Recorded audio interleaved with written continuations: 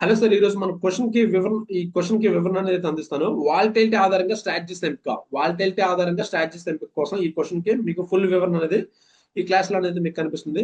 Option market లో volatility అనేది కీలకమైన ఫ్యాక్టర్. అంటే ఇది మార్కెట్ లో ఉన్న అస్థిరతను అయితే సూచిస్తుంది. వాలటైలిటీ ఎక్కువగా ఉన్నప్పుడు ఆప్షన్ ప్రీమియంలు అధికంగా ఉంటాయి.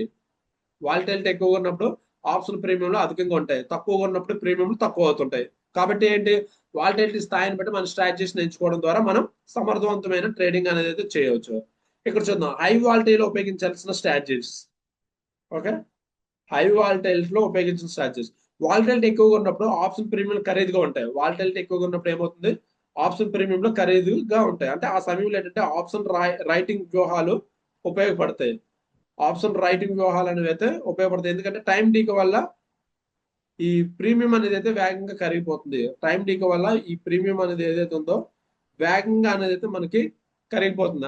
సో ఎగ్జాంపుల్ ఇందులో మనకు వచ్చేవి ఏంటి, ఈ స్ట్రాటజీస్ ఏంటి వాలటైల్ ఆధారంగా: iron condor, short straddle, short strangle, credit spread, collar put and ratio collar put right. వ్యూహాలు ఏంటంటే ప్రీమియం సంపాదించేందుకు మార్కెట్ రేంజ్ లో ఉండాలనేది అయితే ఆశిస్తారు. అండ్ మనకి లో వాలటైల్ ఏదైతే ఉందో లో వాలటైల్ లో ఉపయోగించిన స్ట్రాటజీస్ ఏంటి అనేది ఒకసారి చూద్దాం.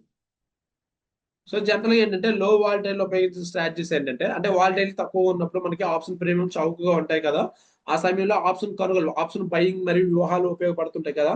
ఎందుకంటే ఆ వాలటైలిటీ పెరిగితే ప్రీమియం విలువ అనేది పెరుగుతుంది. ఇక్కడ ఏంటంటే long straddle, long strangle, debit spread and calendar spread and vega positive strategies అయితే మనం ఉపయోగించాలి. ఇప్పుడు మనకి లో వాలటైలిటీ, ఎప్పుడైతే మార్కెట్ అనేది లో వాలటైలిటీలో ఉంది అప్పుడు ఉపయోగించాల్సిన స్ట్రాటజీస్ అనేవి అయితే ఇవి.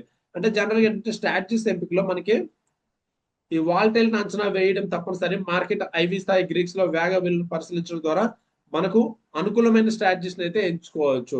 ఇది రిస్క్ ని తగ్గించి లాభం పొందే అవకాశాలను అయితే మనకు మెరుగుపరుస్తుంది.